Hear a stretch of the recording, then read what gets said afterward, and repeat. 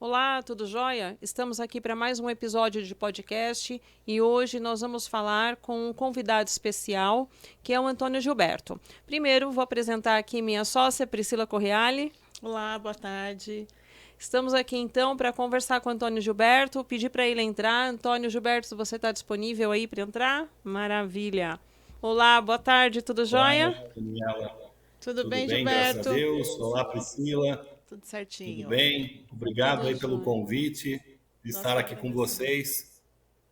É um É um prazer receber prazer. você, viu, Antônio? A gente estava aqui numa discussão se a gente chama de Antônio ou de Gilberto. Vamos começar por aí primeiro? Tá certo. O pessoal me chama mais de Gilberto, então Pode ser eu Gilberto. acabei aí assumindo o Gilberto de Freitas, que ficou um pouco mais curto do que o meu nome é muito comprido, né? Então, aqui eu vou tentar te chamar de Gilberto. Às vezes pode ter um ato falho aqui, de repente de entrar um Antônio, mas enfim, Gilberto, vamos lá. Sem problema. Pessoal, Tá o certo. pessoal aqui da construção modular, off-site, industrializada, conhecem o Gilberto. E aí eu vou fazer a apresentação dele para o pessoal que talvez não tenha conhecimento. Mas vamos lá.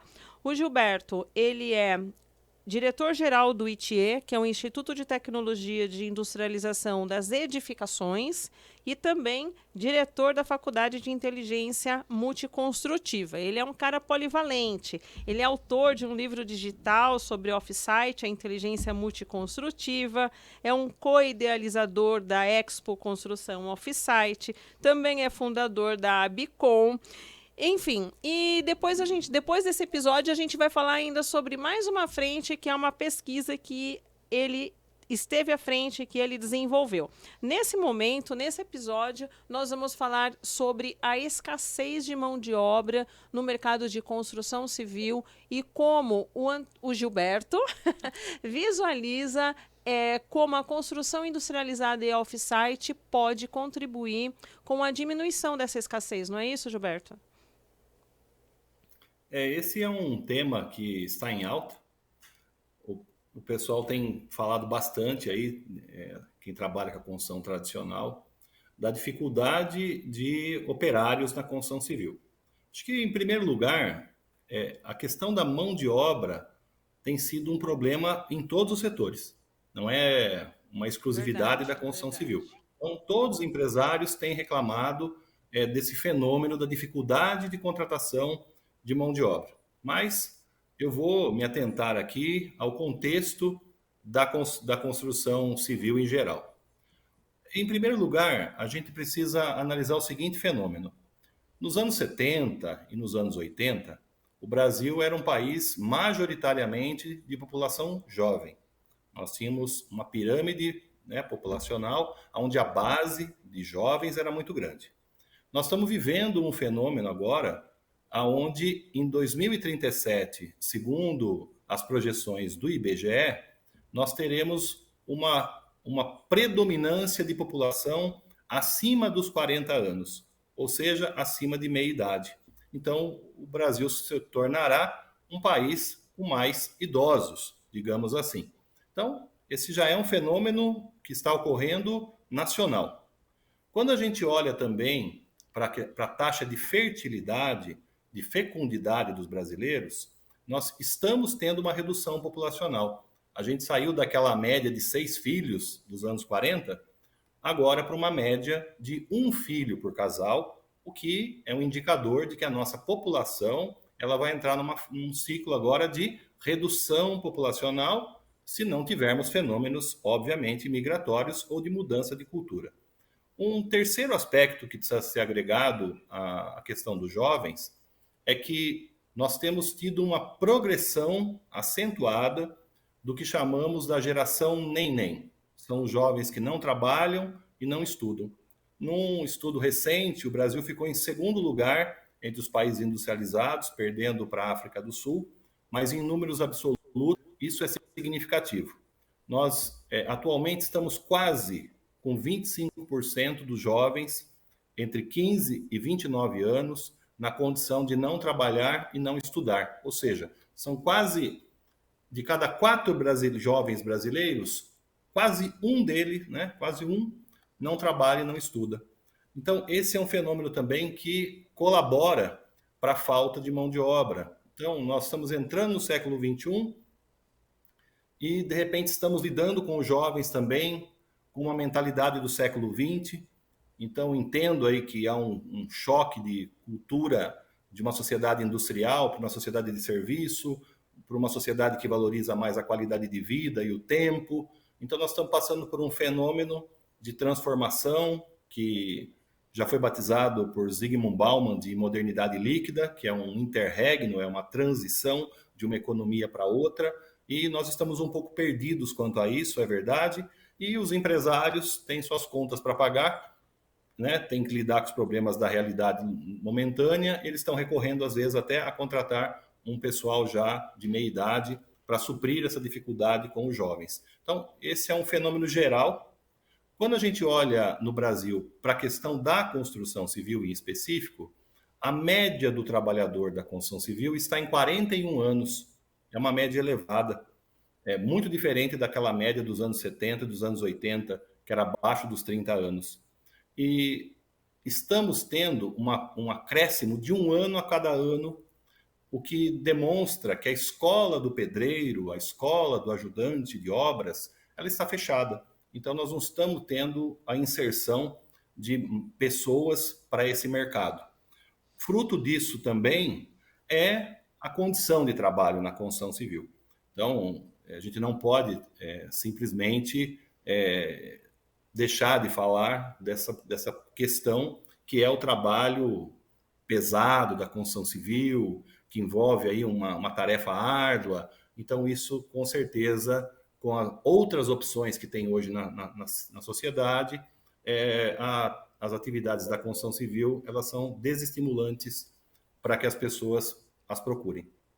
Visualizando isso que você falou, né, pensando um pouco na questão do envelhecimento, da questão da busca pela qualidade de vida, faria sentido para você, de acordo com o que diz o Terracota aqui, eu vou ler para você um trecho do que nós temos aqui de informação, que houvesse uma migração e que essa seria a saída, né, da construção civil para a construção industrializada off-site.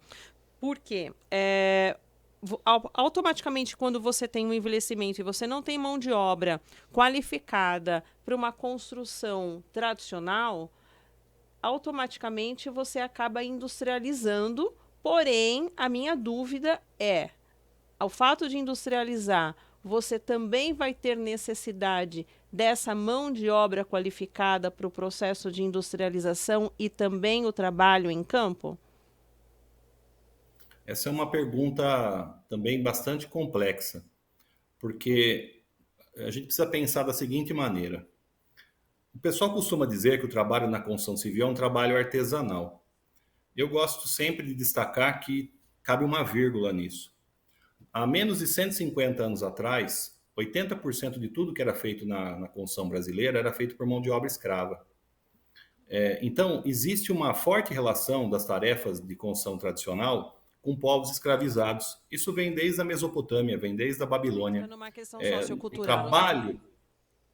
O trabalho da construção civil foi moldado por trabalho pesado, porque quem estava envolvido nisso, de certo modo, eram os povos vencidos. E, no caso brasileiro, especificamente, um dos países que, por último, aboliram a escravidão no mundo, nós temos aí um fenômeno que é recente.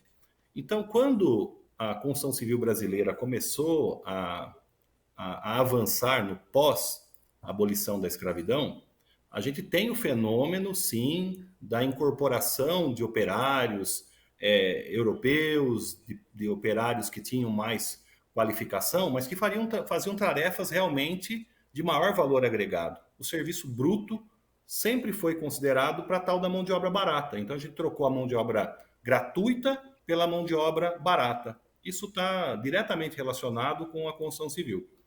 Nos anos 60, quando foi criado o Banco Nacional da Habitação, um dos pilares desse Banco Nacional era oferecer a moradia digna para o povo brasileiro e empregar a mão de obra que vinha do campo, de trabalho pesado, e que não estava se adaptando ao comércio crescente, à industrialização que era recente no Brasil, nos anos 60. Então, a construção civil foi se tornando um bolsão que absorvia a mão de obra não qualificada. Então, está na natureza dela. Para que a gente faça uma transição dessa mão de obra para meios de produção mais sofisticados, é necessário, sim, uma capacitação desse operário. E não só do operário, do engenheiro civil, do arquiteto, do tecnólogo e do técnico. Porque a formação desses profissionais também, de ensino médio e superior, não é condizente à necessidade da construção industrializada. Porque na construção industrializada existe uma mentalidade industrial. E os profissionais de arquitetura, de engenharia, eles se moldaram numa mentalidade de conduzir tarefas de canteiro de obras, fruto dessa relação técnico-social. A construção civil brasileira se moldou a uma necessidade social. E com isso também isso afetou o aspecto técnico. Os profissionais que se formam hoje na graduação de engenharia civil e arquitetura não têm o preparo para trabalharem na construção industrializada.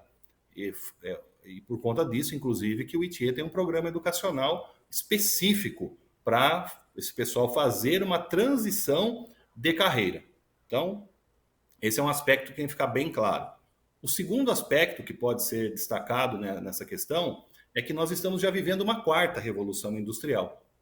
A construção civil está bastante aquém de chegar numa quarta revolução industrial, mas seguramente os aspectos de automação, os aspectos de produção mecanizada na construção industrializada, eles não vão empregar tantas pessoas nas linhas de produção. Porém, com uma maior produção, com a possibilidade de termos muitos prestadores de serviço trabalhando na montagem, ampliando as oportunidades para os prestadores de serviço, para que forneçam para essas indústrias, eu acredito que a quantidade de empregos indiretos, de melhor remuneração, de melhor qualidade de vida profissional, com maior salubridade, com menos acidente de trabalho e com uma necessidade, inclusive, de capacitação permanente, vai surgir.